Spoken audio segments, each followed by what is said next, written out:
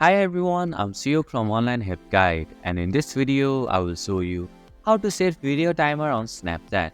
Setting a video timer gives you time to get ready and take the perfect video without feeling rushed. So let's get started on how to set video timer on Snapchat. First, open the Snapchat app. On the right side of your screen, you will see an arrow facing downwards.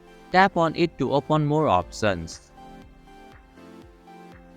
Here you can see the timer icon. It's typically represented by a small clock.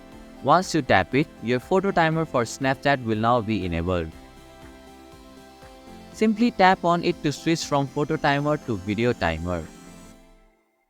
Now set the length of your video recording. Finally, tap on the set timer option at the bottom of the screen and set the video timer.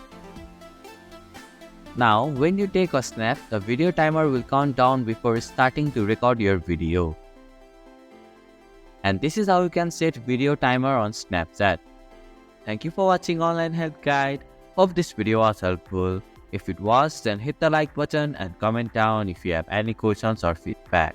Also, if you are new to our channel, please subscribe and hit the bell icon so that you won't miss our upcoming videos.